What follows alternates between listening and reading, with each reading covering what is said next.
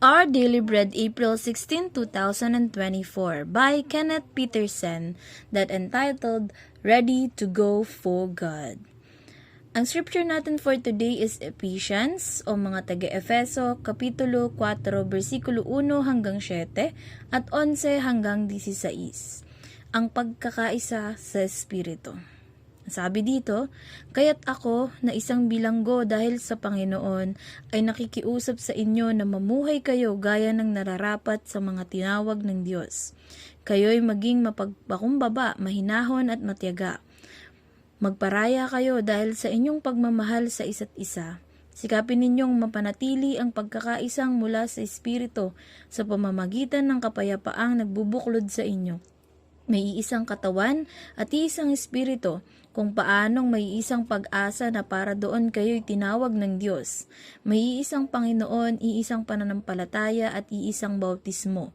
Iisang Diyos at Ama nating lahat, siya ay higit sa lahat, kumikilos sa lahat at nananatili sa lahat. Ang bawat isa sa atin ay nakatanggap ng tanging kaloob ayon sa sukat na ibinigay ni Kristo. At binigyan niya ang ilan ng kaloob upang maging mga apostol, ang iba namay mga propeta, ang iba ay mga ebanghelista, at ang iba ay mga pastor at mga guro. Ginawa niya ito upang ihanda sa paglilingkod ang lahat ng mga hinirang upang maging matatag ang katawan ni Kristo. Hanggang makarating tayo sa pagkakaisa ng pananampalataya at pagkakaisa sa anak ng Diyos at maging ganap ang ating pagkatao ayon sa pagiging ganap ni Kristo. Nang sa gayon, hindi na tayo magiging tulad sa mga batang madaling matangay ng sari-saring aral. Hindi na tayo maililigaw ng mga taong ang hangad ay dalhin tayo sa kamalian sa pamamagitan ng kanilang katusuhan at panlilinlang. Sa halip, sa pamamagitan ng pagsasalita ng katotohanan sa diwa ng pag-ibig, tayo ay dapat maging lubos na katulad ni Kristo na siyang ulo nating lahat.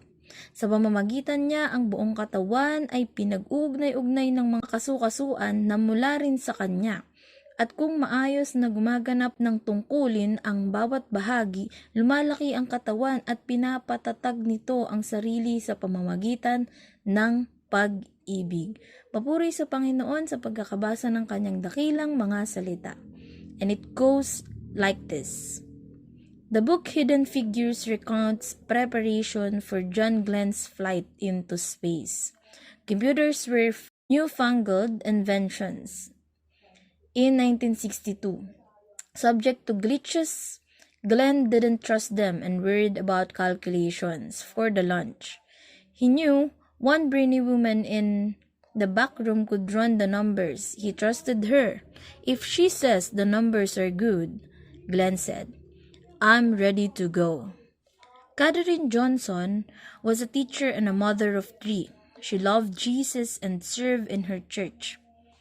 God had blessed Catherine with a remarkable mind. NASA tapped her in the late 1950s to help with the space program. She was Glenn's brainy woman, one of the human computers they hired at that time. So sabi dito in Tagalog, si Katherine Johnson daw ay isang guro at ina ng 3 bata. Siya ay mayroong pusong umiibig at nagsiserve sa Lord. Binayayaan si Catherine ng isang kagilagilalas na kausayan. Na-hire daw siya sa NASA noong 1950 para tumulong sa space program. Grabe, nakakahanga siya.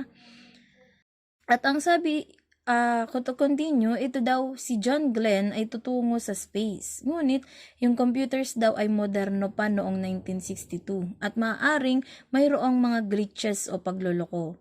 At nabahala si Glenn patungkol dito. Ngunit, malaki ang tiwala ni Glenn kay Catherine. Kaya, sabi niya, kung sasabihin ni Catherine that numbers or calculations are good, it means okay at safe.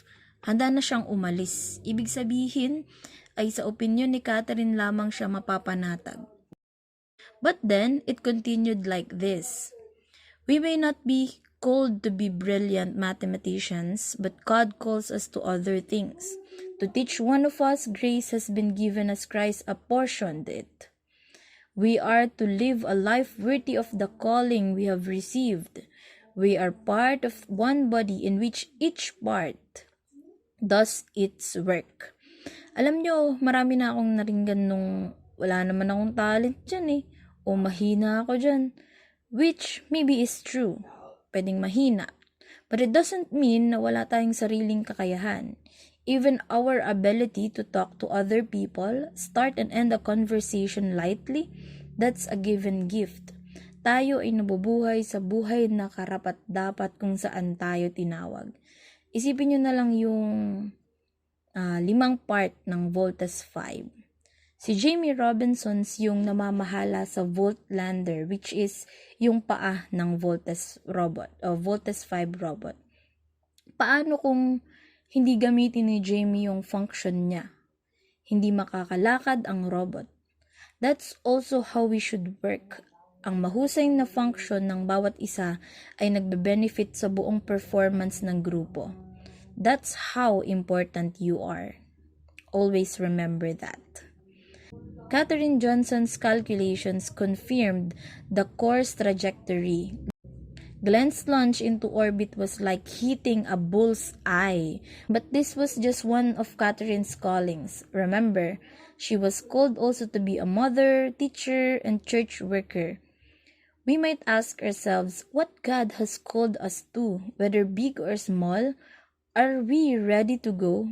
Exercising the grace gifts He's bestowed, living a life worthy of our calling. So, to end the adventure, dahil sa calculation ni Catherine, naging successful ang launching ni Glenn sa space. But to emphasize, hindi lang nga tinawag si Catherine to be NASA asset. Tinawag din siya upang maging guro, ina, at church worker. Marahil, tinatanong natin yung sarili natin, ano bang purpose ko sa mundo? Bakit ba ako nabuhay? Ano bang silbi ko dito? Those questions that are just to block the fact that God bestows us. Kasi, kahit alam nating meron tayong kakayahan, we are comparing ourselves to others and doubting our capabilities out of reach. Ang kakayahan mo ay hindi maliit.